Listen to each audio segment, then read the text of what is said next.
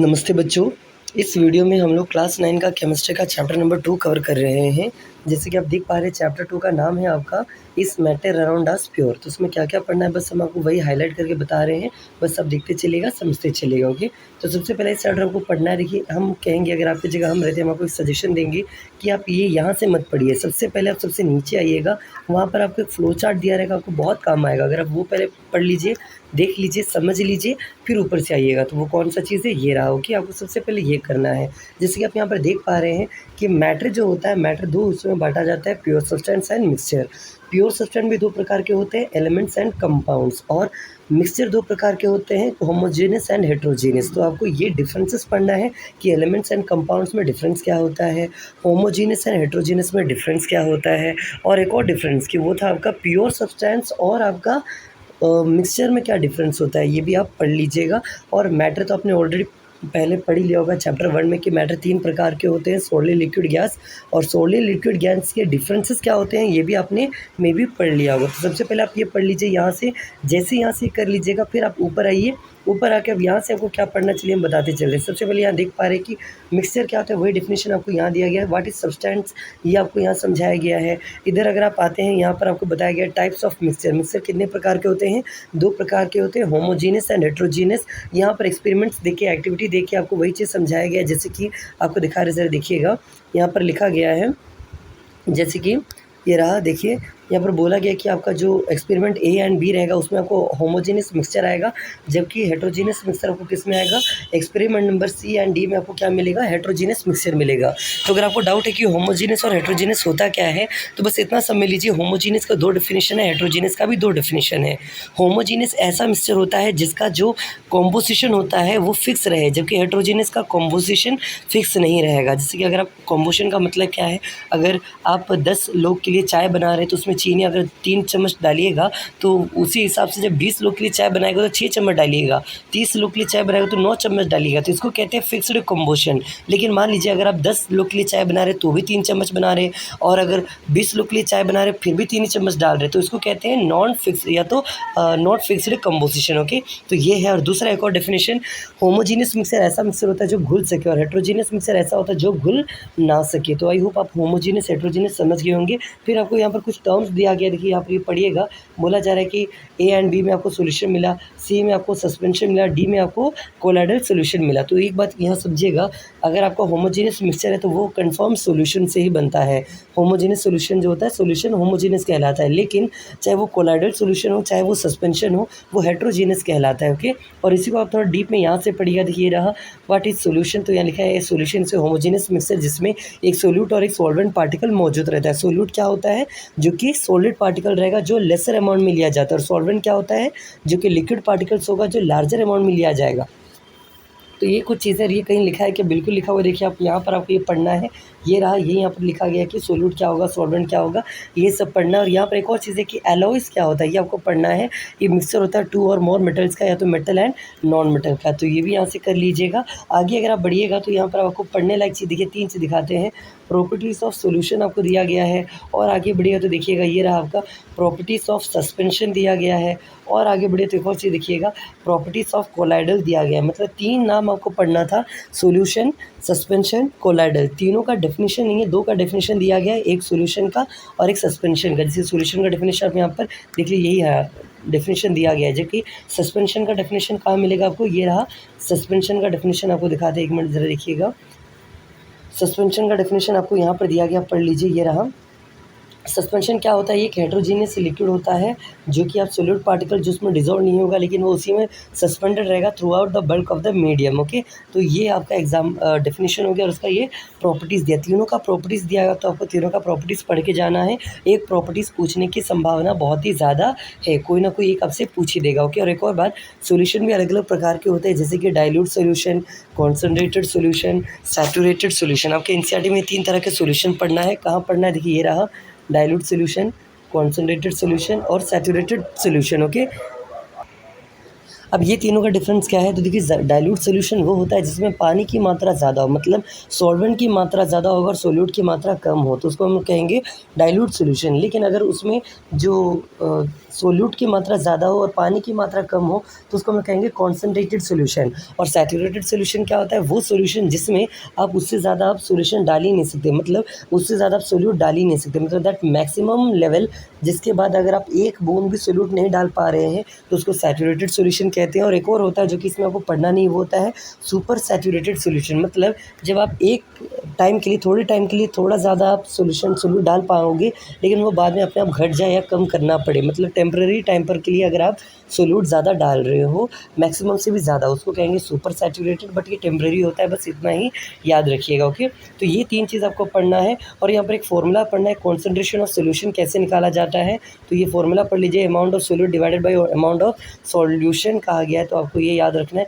यही सेम चीज़ यहाँ भी दिया गया, मास बाय मास परसेंट कैसे निकाला जाता है, then volume by volume percentage, mass by volume percent कैसे निकाला जाता है, इससे रिलेटेड एक यहाँ पर आपको एक न्यूमेरिकल दिया गया है, तो आपको ये पढ़ ही लेना है। सस्पेंशन क्या होता है, सस्पेंशन के प्रॉपर्टीज़ क्या होता है, इसमें एक और चीज़ पढ़ना मोस्ट इंपॉर्टेंट, वो आपका टिंडल इफेक्ट क्या होता है। It is a phenomena of scattering of beam of light. जब बीम ऑफ लाइट स्कैटर होता है तो अलग अलग रोशनी आपको आता है। और देखिए इसका एक एग्जाम्पल मैं भी आपको इसी वीडियो की डिस्क्रिप्शन में डाल देंगे एक वीडियो का, ज़रा प्लीज़ वो वीडियो देखिएगा, बस एक शॉर्ट वीडियो, आपको इंटरेस्टिंग भी लगेगा और आप एक ही बार में समझ जाइएगा कि टिंडल इफेक्ट होता क्या है। ओके, सिंपल आंसर क्या है, it is a process of scattering of beam of light कहा जाता है। लेकिन प्लीज़ वो हम डाल देंगे डिस्क्रिप्शन, आप वो वीडियो भी ज़रा देखिएगा। ओके, और अच्छे से समझ जाइएगा। आगे बढ़ते हैं, यहाँ पर अगर आप आगे बढ़ते देखिएगा, जैसे आगे आएंगे यहाँ पर आपको टिंडल इफेक्ट के बारे में बात हुई। यही है टिंडल इफेक्ट, सिंपल भाषा में कहे तो जिस तरह रेस अलग अलग निकल रहा है, इसको आप लोग कहते हो टिंडल इफेक्ट कहा जाता है। ओके, और आगे बढ़िएगा तो यहाँ पर कोलाइडल सॉल्यूशन का डेफिनेशन तो अच्छा सा दिया नहीं है, लेकिन हाँ व्हाट इज़ कोलाइडल के अलग अलग रूप के बारे में बोला गया है। देखिए यहाँ पर ये पढ़ना है आपको कि मान लीजिए अगर डिस्पर्सिव पर फोर्स अगर लिक्विड हो और डिस्पर्सिंग मीडियम गैस हो, तो वो किस टाइप का कोलाइडल कहलाएगा, तो वो एरोसोल कहलाएगा। इसका एग्जाम्पल क्या है, तो ये सारा, तो आपको ये चाहिए तो एक मन हो तो ये ज़रा एक बार पढ़ लीजिएगा, देख लीजिएगा। ओके, अब यहाँ से आपका टॉपिक बिल्कुल चेंज हो जाता है। यहाँ से आपको क्या पढ़ना है, देखिए इस बुक में आपको 6 मेथड्स दिया गया है, 6 नहीं 8 मेथड्स दिया गया है, जिससे आप क्या कर सकते हैं, कोई भी कंपाउंड्स का, कोई भी चीज़ों को आप सेपरेट कर पाएंगे। जैसे देखिए पहला बात ये है, 3 सिंपल मेथड होता है, जैसे यहाँ पर लिखा भी, हम आपको दिखा दीजिए रहा, देखिए पढ़ लीजिएगा। हैंड पिकिंग, सीविंग और फिल्ट्रेशन। हैंड पिकिंग क्या होता है, जब आप कंकर वंकर निकालते हो उसको हैंड पिकिंग कहते हैं। सीविंग क्या होता है, जब आप आटा गूंथते हो तो उसके बाद वो जो छानते हो छन्नी से, उसको सेविंग कहते हो। जो चाय छन्ना जब छानते हो उसको फिल्ट्रेशन कहते हैं।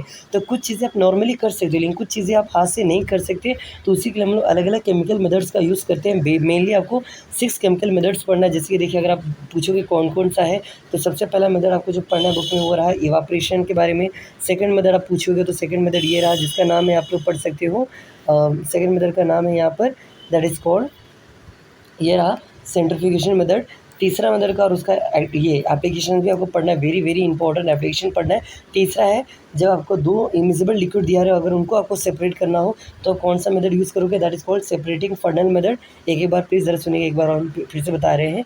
अगर आपको कलर्ड कंपोनेंट जो होता है, जिसका मतलब डाई होता है, अगर आपको ब्लू या ब्लैक इंक कलर से अगर आपको डाई को छाटना हो, डाई क्या होता है, वो कलर्ड कंपोनेंट होता है। अगर इसको आपको इंक से छाटना हो तो आप कौन सा मेथड यूज़ कीजिएगा, जिस मेथड का नाम है अपना इवापोरेशन। लेकिन अगर आप मान लीजिए एक डेंसर पार्टिकल और एक मीडियम पार्टिकल और लेसर पार्टिकल अगर आप सेपरेट करना चाहते हो, जैसे क्रीम डेंसर होता है, मिल्क लेसर होता है, तो अगर आप इसको छाटना तो आप कौन सा प्रोसेस यूज़ करोगे, सेंट्रीफ्यूगेशन मेथड। इवन जब ब्लड टेस्ट किया जाता है या यूरिन टेस्ट किया जाता है, तो वहाँ लैब्स में भी यही मेथड्स का यूज़ किया जाता है, जिसमें होता क्या है, डेंसर मीडियम डाउन में जाके बैठ जाएगा और जो लाइटर मीडियम होता है वो ऊपर में रुक जाएगा। ओके, और उसमें कलर भी सेपरेट हो जाएगा। जैसे प्लाज्मा पीला कलर का रहता है वो ऊपर आ जाएगा, आरबीसी रेड कलर का रहता है वो डाउन में सेटल हो जाएगा। यही चीज़ फिर लैब में जाता है और वहाँ पर ग्लास लाइट पर टेस्टिंग होता है, और इस टेस्टिंग से पता किया जाता है कि आपका ब्लड ग्रुप क्या होता है, इस तरह पता किया जाता है। तीसरा, 2 इमिजिबल लिक्विड। इमिजिबल लिक्विड का मतलब ऐसा लिक्विड जो एक दूसरे में घुल ना सके, जैसे कि केरोसिन एंड वाटर, या जो घुल ना सके। ओके, या ऑयल एंड वाटर या पेट्रोल एंड वाटर। तो इस केस में आप क्या करोगे, सेपरेटिंग फनल का यूज़ करोगे। इस तरह का एक डिवाइस होता है, इसमें अलग अलग लेयर बन जाएगा और जो हेवियर रहेगा नीचे आ जाएगा, लेसर ऊपर चला जाएगा। तो ये था आपका तीसरा मेथड। चौथा मेथड आप यहाँ देख पा रहे हो, चाहे अमोनियम क्लोराइड को सेपरेट करना हो, मतलब इसमें इसका मेन मुद्दा क्या है, मेन मुद्दा आपको यहाँ लिखा गया, पढ़ लीजिए, to separate to separate a mixture of sublimable volatile component from a non sublimable volatile component. मतलब इसमें होता क्या है बेसिकली, सब्लिमेशन आपने पढ़ा होगा। सब्लिमेशन क्या होता है, एक ऐसा प्रोसेस जिसमें सॉलिड डायरेक्टली कन्वर्ट किया जाता है गैस में। तो अगर आपको सॉलिड को गैस में कन्वर्ट करना हो और एक ऐसा कंपोनेंट हो जो गैस में कन्वर्ट ना हो सके और एक ऐसा कंपोनेंट है जो गैस में कन्वर्ट हो सके, तो उसको आप सेपरेट करने के लिए कौन सा मेथड यूज़ करोगे, तो ये रहा आपका मेथड का नाम है जिसको हम लोग कहते हैं सब्लिमेशन कर सकते हो। एक एक्सपेरिमेंट दिखाया गया है यहाँ पर, आप एक्सपेरिमेंट ये देख सकते हो। ओके, तो ये 3 हो गया। तो और इसी में आता है आपका एग्जाम्पल, देखोगे कौन कौन सा चीज़ का किया जाता है। तो not only ammonium chloride but also camphor, naphthalene and anthracene. Okay, तो ये हो गया। अगला है पाँचवा मेथड जिसका नाम है, अगर आप मान लीजिए आप जो सिंगल कलर में से अगर आप वो इंक का कलर सेपरेट करना चाहते हो, कि मान लीजिए अब आपको ब्लैक इंक दिया गया है, इसमें जो वो सिंगल कलर कौन सा कलर, अगर अब आपको ये पता करना है तो कौन सा मेथड का यूज़ कीजिएगा। तो इस मेथड का नाम आप यहाँ पर देख पा रहे हो, मेथड का नाम है आपका that is called, the name very important है, यहाँ पर दिख रहा है क्रोमेटोग्राफी मेथड कहा जाता है। इस मेथड का नाम क्रोमा से है, क्रोमा का मीनिंग कलर होता है। तो ये मेथड आप पढ़ सकते हैं और इसका भी आई गेस एप्लीकेशन दिया है, 3 एप्लीकेशन, तो आप ये भी पढ़ लीजिएगा। अगला है 2 मिक्सेबल लिक्विड को सेपरेट करना। ज़रा सोचिएगा, थोड़ी देर पहले आपने पढ़ा था जब 2 इमिजिबल लिक्विड होता है उसको सेपरेट करने के लिए सेपरेटिंग फर्नल होता है, लेकिन जब 2 मिक्सेबल लिक्विड मतलब जो पूरी तरह घुल जाए, जैसे कि दूध और पानी, नींबू और पानी, तो इस तरह अगर घुला हुआ चीज़ चीनी और पानी, अगर आपको इसको सेपरेट करना है तो कौन सा मेथड का यूज़ कीजिएगा, उसका नाम है आपका that is called fractional distillation कहा जाता है। तो ये रहा डिस्टिलेशन मेथड कहा जाता है। ये 7वां मेथड था आई गेस, 6वां मेथड है। और 7th मेथड है आपका यहाँ पर दिया गया that is called gas from air. जैसे कि आपने कहीं पढ़ा होगा एयर में अलग अलग कंपोनेंट्स होता है, जैसे कि एयर में 78% नाइट्रोजन होता है, 28% आपका और 21% ऑक्सीजन होता है, रिमेनिंग 1% क्या होता है, तो आपका वो रिमेनिंग गैसेस जैसे कि hydrogen, helium, lithium, beryllium, boron, carbon dioxide, ये सब होता है। तो अगर आपको उसमें से अगर ऑक्सीजन सेपरेट करना है या नाइट्रोजन सेपरेट करना है तो आप वहाँ पर कौन सा मेथड यूज़ कीजिएगा, तो उस मेथड का नाम है आपका that is called fractional distillation. Okay, तो एक है डिस्टिलेशन और एक होता है आपका फ्रैक्शनल डिस्टिलेशन। तो ये इस तरह आपको 7 मेथड पढ़ना था। और एक लास्ट मेथड यहाँ पर आप देख पा रहे that is called how can we obtain pure copper sulphate from impure sample. मतलब इतना समझ लीजिए, अगर आपको एक प्योर सब्सटेंस को छांटना है या एक प्योर चीज़ को निकालना है फ्रॉम इम्प्योर चीज़, एक प्योर सॉलिड पार्टिकल को अगर आपको निकालना हो क्रिस्टल फॉर्म में एक इम्प्योर चीज़, तो कौन सा मेथड का इस्तेमाल करोगे, उस मेथड का नाम है क्रिस्टलाइजेशन कहलाता है। ओके, तो इस तरह आपको इस चैप्टर में 8 मेथड का नाम पढ़ना था। आई होप आपको याद आ गया होगा। ज़रा एक बार जल्दी से वो 8 मेथड का नाम सुनिएगा।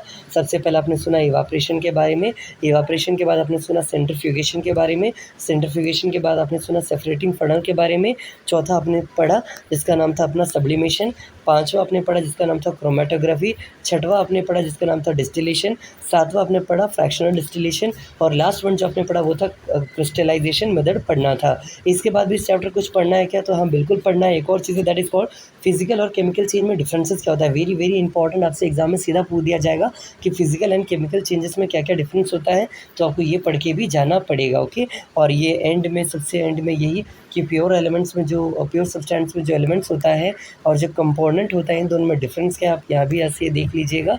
और मेटल्स एंड नॉन मेटल्स में डिफरेंस क्या होता है वही पढ़ लीजिएगा कि जो एलिमेंट्स होता है ये भी metals, non metals and metalloid में डिफरेंशिएटेड होता है।